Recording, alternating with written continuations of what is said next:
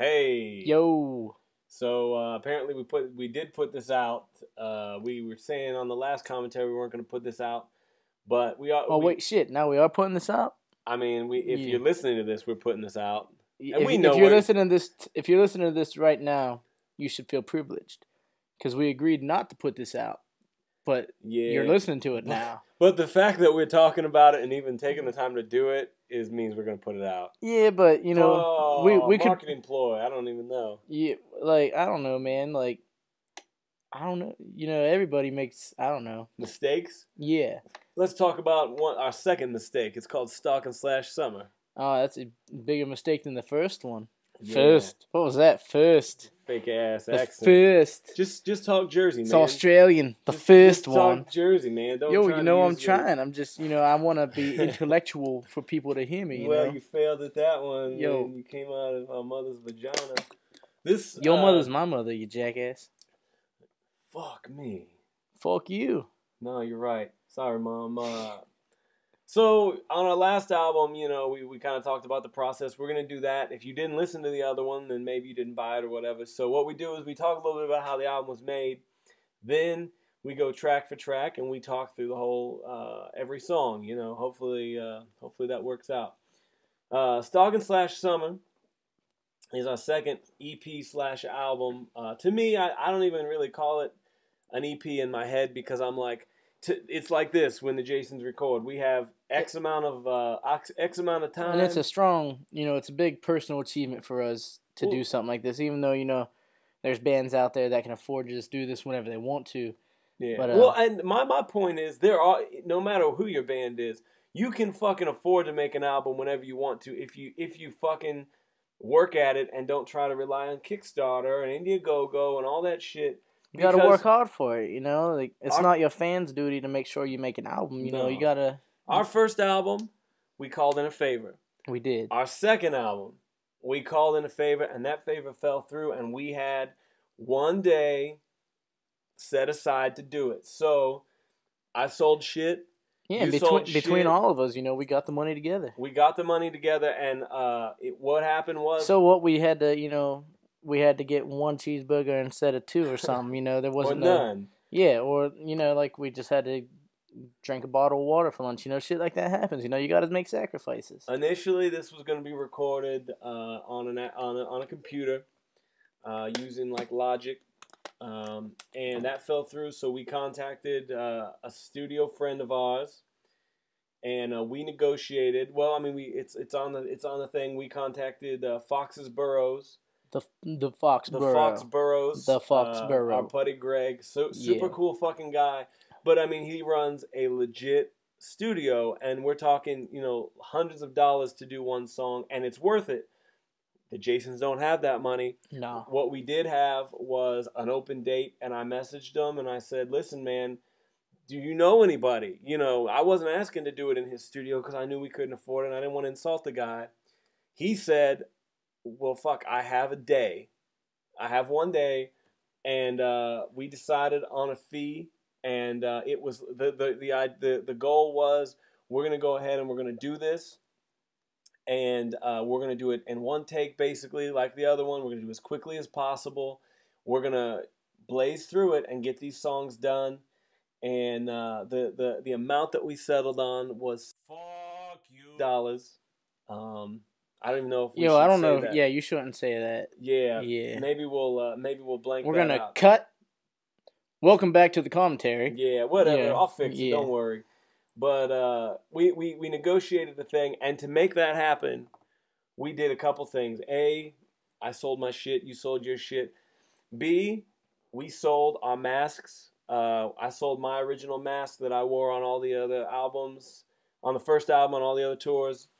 We sold Remake Jason's mask, which was the first mask that I got to wear because we were waiting on mine. It needed repairs, and so Jason he let me use his mask for the very first photo shoot of the Jasons ever, which was actually just a cell phone with me and you out at camp, and I was wearing his mask, and and that was and then I attended Shaka Khan last year wearing that mask, walking around handing out flyers. and then we got My Mask right the day before our very first show. Yeah. At an open mic night. And we put those up there, and hold on 1 second, 3D. Basically, we put those up for sale, and, one of our buddies bought it, and by the time you get this, one of our buddies, Ryan, his friend bought it for him because he's a big Jason's fan. And that made the difference in us not or being able to record the album. And so there's that. And I can cut this, don't worry. A guy named Matt Witt bought Jason R's mask. And literally, I mentioned those two people because without them having bought that, we wouldn't have had the money to pay to get this album made. Yeah. And so thank you. Thank you very much. I don't know. I always just felt like Stalk and Slash Summer is a testament to the fact that we booked a show, or we booked an album, recording date. It fell through. We sold our shit. We got shit done. And we did it. It was recorded in about 20 hours. In terms of us, getting our tracks down, which is more than the one before it, but that has a lot to do with the fact that we have a new member now. This is the first Jason's album where you've got me and 3D, of course, Jason Hell on the drums this time, and you also have Jason R, Mr. Hollywood there, playing second guitar, doing some of the leads. I think he did all the leads on this one. You didn't. You both took turns trying to do one on the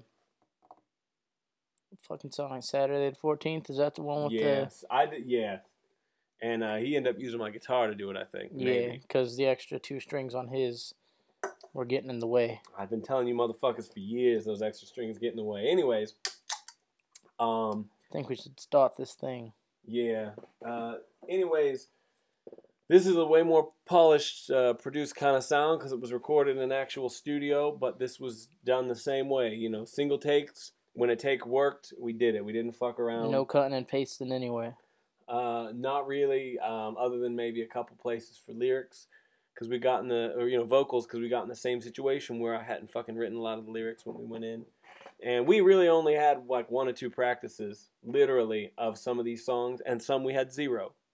Yeah, not the very last song, but close to the very last song. It was written. Hell actually wrote it, but we'll talk more about that whenever we get there. All right, let's talk about it right now. Here we go. So put your CD in, put your MP3 player on, whatever, and we're gonna push play in 3, 2, right now. And so of course, this caused a lot of confusion between me and you, and I was completely against it because I had no idea what you meant. You thought I meant we were going to have an entire song here, and then it was going to come back at the end. Yeah. But basically, this is the song's called Friday the 13th, 11:59. I wanted this to represent the end of the work week at Crystal Lake. Yeah. I completely, yeah. And this is Jason Hell's voice. I always thought it was like Kurt Cobain meets Matt Skiba. And, this is his acoustic song. He wrote this, and, of course, it comes back in the full band version. But we wanted it to be something that was a jolt out of the gate from this to what we're coming into right now, which is song number 2. And I'm so glad you guys took my advice and added in that haha. Yeah, yes. And this part right here. Listen to this right here. No, don't. So the reason 3D yelled, "That sounds like the Riverdales," is because we stole that from the Riverdales. Yeah, straight up. There's no way to hide it. If you know who the Riverdales are. What? The Countdown. The song Countdown. Yeah, we just stole that because why not? It's fucking good. Yeah, it sounds fucking awesome. And I wanted this song to be a straight up, very Ramonesy thing. So even the way I pronounced street, I was trying to do a street. Yeah. And what we did here too, you hate your vocals on this. I hate my vocals in general. Whenever we're talking like this, we're fine. But anytime I try to sing, it just comes out. Sounds good. Not good. What we did with my vocals on this, and I know you were iffy on it, but it came out. I like it. But it sounds a lot better than it did at the time. Whenever we He just got done with it, and he was like, all right, well, let's go check it out in the car. Yeah. Well, and it sounded like you were singing into a bottle. No. A fan. We did the old school way. We doubled the vocals, but instead of taking the same track and spacing it apart a little bit, I literally recorded 2 vocal takes and we laid them on top of each other. And you were really against this part too. I was. I just wanted to be the melodic, me singing and get on the boat, and you wanted the gang vocals. And honestly, that I like it better with the gang vocals. Yeah, I mean, there's a lot going on right there. You know, you got to get on the boat. You got we're going to the Manhattan. There's gonna be a bloodbath on the streets. But it really gives it whatever. And you got 5 seconds. Yeah, I love the cars. Yeah, I do too. So this is the Saturday, song with the solos. 14th. Yeah. And you know, I wanted this song. I don't know if I fully achieved it, but I almost wanted like a fucking Boys of Summer kind of feel to it. Like I wanted that solo to feel like it was summer and it was open and happy. I listened to a lot of Beach Boys. I listened to a lot of Beatnik Termites, a lot of fucking, Connie Dungs, the Queers, a lot of stuff that I associate with summer for this album. You know, whenever I hear this song, you know, I really think of like a party song, like like you're getting ready to. That's what the song's about. Yeah. You know, it's getting ready to go to the show, but like even if you're not going to a show, say you're just going to like a house party somewhere. Like, you know, it'll still work out. You can listen to it on the way there. Yeah, this song really gets me pumped whenever I listen to it in the car. Yeah. Because it's just like, you know. And this solo here, fucking, it was hard as fuck. I couldn't play it. Remake couldn't play it. We even had Greg, the engineer, tried. He couldn't play it. What ended up happening was Remake played it through my guitar and he got it. But it was just tough and fast and. I mean, I played it on the demo, but the demo was a lot slower. Yeah. Oh, and this whole verse here, I wrote that in the studio. That was not a verse that I had written. It was going to be second verse, same as the first. But I wrote it in the studio, and I came out happy with it. And then we name drop here in a few minutes. We name drop our buddies. Black Cat Attack. Originally, that was supposed to be the Connie Dungs.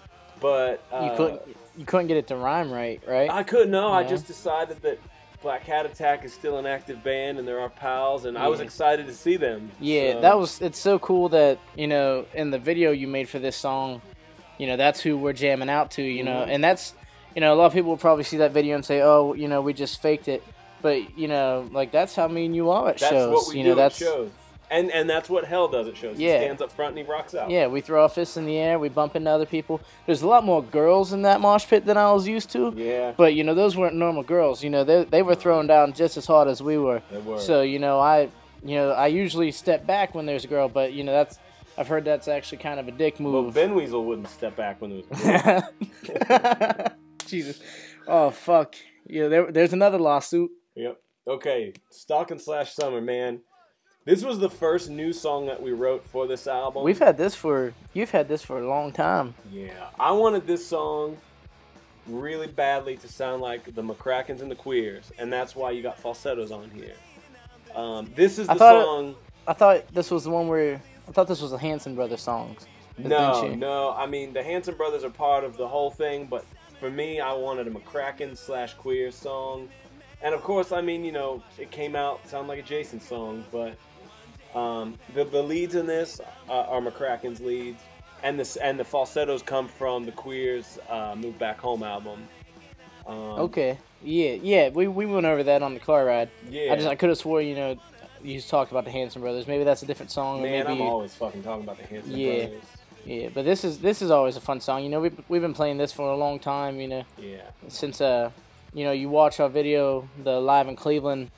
You know, that was the first show we first played this song, and you know, it always gets pretty good, and it's punk rock, but you know, it kind of makes you want to move to it. I always felt like this was a little less aggressive than the other stuff we did, and that was intentionally. I envisioned this album being much more poppy than it came out. Well, in the studio, we decided to downpick it and go faster and harder. Mm-hmm. So, like, it's a little bit different than whenever we used to play it live, but you still get the, you know, even though we're downpicking and going fast, you know, you'll even catch me, you know, while I'm playing it, I'm sitting there, you know, bobbing my head because it's such a fun song. Well, and we did more downpicking, less 16ths. We decided to strategically place the 16ths instead of having it be the entire song, which is kind of what Screeching Weasel did on Television City Dream. And I'm never going to get a tan, you know, because even though I'm a Jason, you know, I'm still Ginger. Ginger Jason. Yeah, Ginger Jason. And, you know, I burn and it goes back. You know, you get burnt through the holes, and that's just, you know, that's embarrassing. Like a fucking jackass walking around. Yeah. And that's it.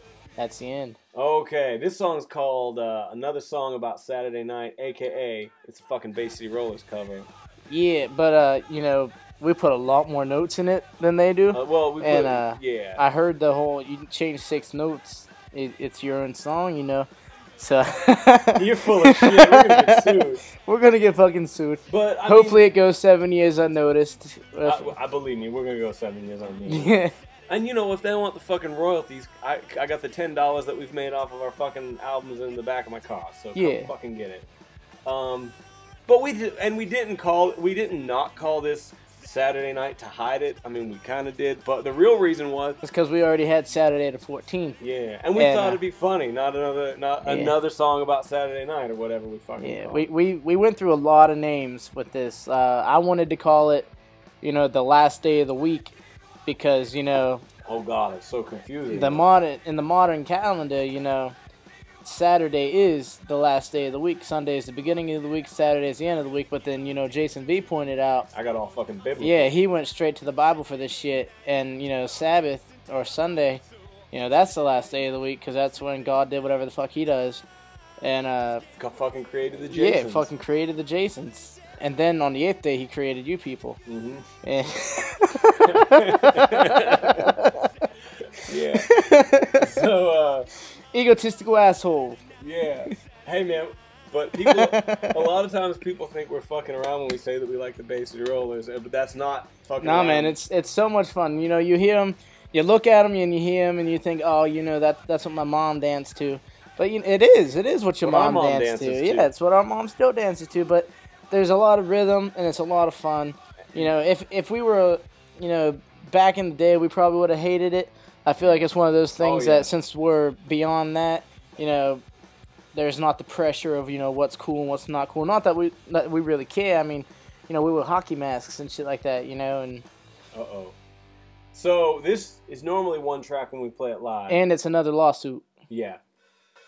The pyro. The fucking pyro. He dubbed in the pyro.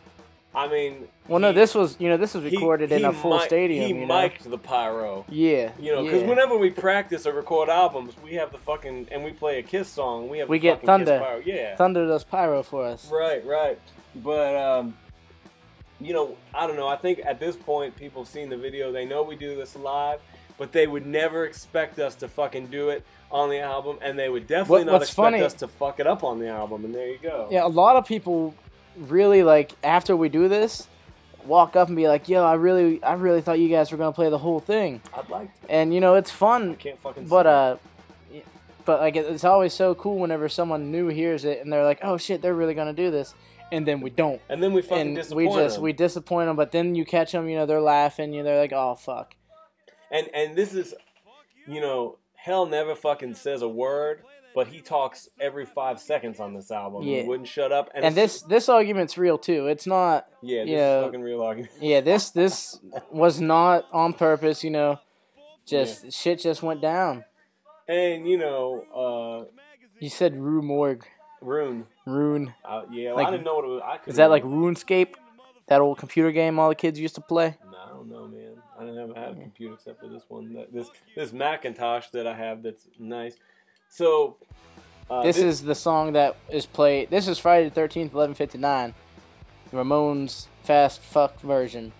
Also called Welcome Home Camp Crystal Lake. A couple facts about this. Number one, it was written by Jason Hell. Completely. Number two... You fucked up the lyrics.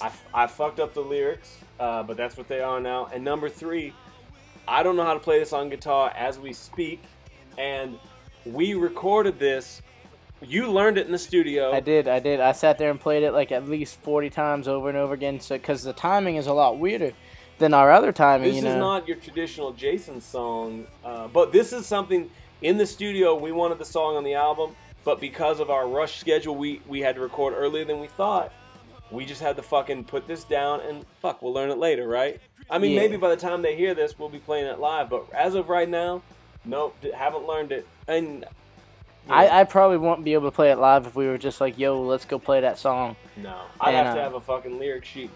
And it wasn't because, you know... Yeah, it's not that we don't like this song. It's the fact that this is Hell's song, and I didn't know what my liberties were going to be with turning this into a Jason song. And that's in terms of lyrics. Even whenever I write something and tell you, you know, do whatever the fuck you want with it. Yeah. And that you admitted before that that's a thing you have a problem with, is you hate you hate messing with other people's stuff. I do. Even if you have the liberty to do so. Because I feel what I want to change it to if I'm singing it, but then I'm like, I want to do it justice to what the original vision was. And I think Hell has a good song here. To me, it sounds, again, like almost like a weird like hybrid of Screeching Weasel, Nirvana, and Alkaline Trio, which is really, Hell's a big fan of fucking Alkaline Trio, and I don't know about Nirvana, but...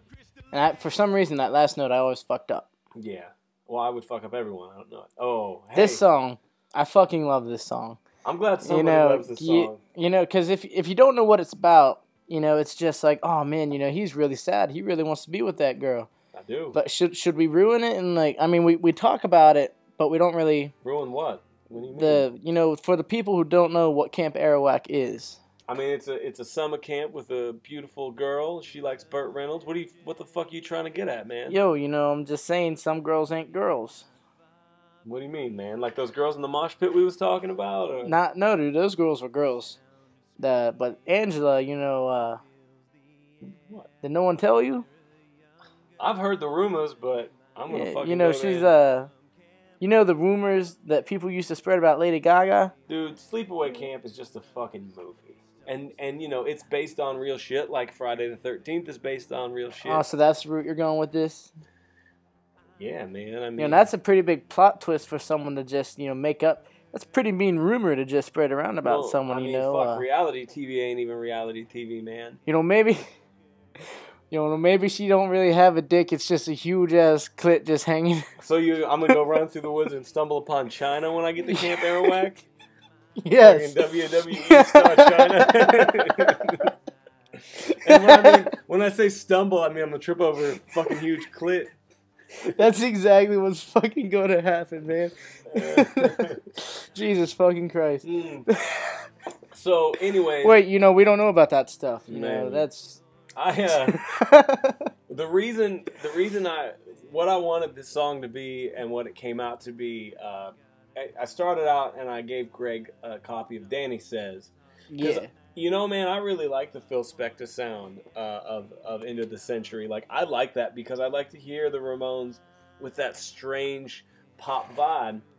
So I gave Greg, the guy who runs the studio, and I said, I want to make a song like this because when we went in, all I had was a skeleton of this song and the lyrics, half the lyrics, because I wrote these lyrics. The last half, I wrote them in the studio. Is this the part where... Here it comes in. And this was a one take. That's why there's some stutters. It turned out so good, though. Greg is the fucking man when it comes to that shit, you know. Basically what we did, I played the skeleton and I sang it to a click. This is the only one. And everything else was not metronome. And then Remake came in and he recorded the acoustic. This lead here is actually Greg sitting in the studio, Phil Spector the shit out of it. And, you know, of course, you learn the bass line. But the one thing, the version you're listening to, listener at home, is fine. The version we have, the cricket, there's one fucking cricket at the beginning, and it goes through the slow part, and it's so loud that it distracts the whole thing. So, you really have to be into the song. Like, the first time you hear it, you're just going to be like, fuck that fucking cricket.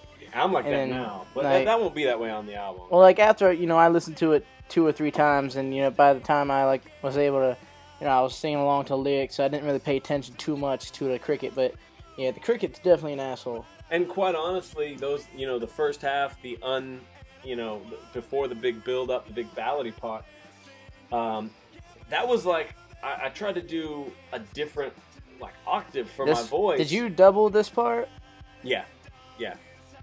I tried to do a different octave for my voice, and I'm not used to singing soft and slow and low, so that was a real struggle for me. And had I had this to do, say we had 2 weeks in the studio, I would have let Jason Hell learn those lyrics and let him sing the first part, and then I would have sang this part, and it would have opened way up. I mean, it might have sounded kind of weird that we're both singing to the same chick, but I'm not. I'll be honest with you. I'm not real happy with those vocals there, but you know, it's not. I personally think it turns out great. I mean, I hate my vocals, and you tell me to deal with it all the time, so I'm telling you to deal with it this time. And that's it. You know, sometimes you just got to be like, hey, that's. I mean, literally, honestly, man, I recorded that part and I left the studio. I mean, it was like that was the last thing I recorded. We were really pressed for time. It's a miracle that we got Welcome Home, Camp Crystal Lake, and Camp Arawak on this. And it really has a lot to do with Greg in the studio because he really busted his ass, and he even mastered this on the fly. Everything about this album is spontaneous. It's on the fly. And he took it upon himself to even master it for vinyl for us. Which he's doing right now. Yeah. Yeah. You know, and I mean, that's really fucking cool. And overall, I'm really happy with the way this came out. I think it's definitely more polished than our other album, and that was kind of not the intent, but it was like a happy accident. Yeah. You know? And Angela does not have a fucking penis, man. Yo, you know, I'll just take your word for it. I'll be a Burt Reynolds. What if she grew a mustache? Then she really would be your Burt Reynolds. Burt Reynolds with a mullet. Yeah. Did that exist before? Has that ever happened? Burt Reynolds ever have a mullet? I'm sure he did. Oh shit, that's the end. Hey. Oh shit, now we get to ramble on even more. Thank you for picking up this album. I guess it's over now. Depending on what merch we have out for this, if you bought it all, thank you. Oh shit. We got. If you did buy it all, if you bought the first pressing of the CD 3D, you actually also got Pig Girls Campwood Weekend on there. So let's go ahead and do some commentary for that. Why not? Yeah. Pig Girls Campwood Weekend is a bunch of bullshit in a way, because I'll tell you why it's bullshit. We got invited to put a song on a horror movie called Pig Girl, and we didn't have any studio time left. Obviously, we had just like the week before recorded our first album. Yeah. So I called the studio dude and I said, hey, can I come down and make one alteration to the album? And he said, yeah. And I said, I just want to change some vocals. So I went back and of course, like I said on the other commentary, I wanted to change the vocals for for Mommy Got Me Headed by a Bimbo.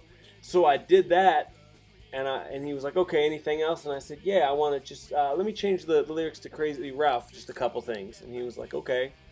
So he turned on Crazy Ralph, and I sang these lyrics over Crazy Ralph and made it a completely different song, because otherwise we wouldn't have got a song on a movie, and we needed to get our song on a movie. I wrote the lyrics for this while driving the car. I was dictating them, and someone else was writing them. You wrote the verse. You wrote it in the actual studio, didn't you? No, I wrote it. You wrote it. I wrote it all driving up. And it was kind of stupid. The second verse, I felt like was really stupid. And I remember I told Ryan, the owner of Homefront 216 Studios, I was like, I kind of don't want to use this verse because it's fucking stupid. And he's like, yeah, it is. And then we just put it down on there. But I mean, again, like one thing I'm proud about what we do, man, is we make shit happen and we get shit done against the odds. We go in and get it done. That's how we do it. Yeah, you know, and people can make fun of Pig Girls Campwood Weekend all they want, but they don't have a fucking song in a horror movie because they're at home fine-tuning their lyrics. You got to get shit done. You got to be a guerrilla strike force. Fucking go in and get shit done, and that's why we've got 2 albums out.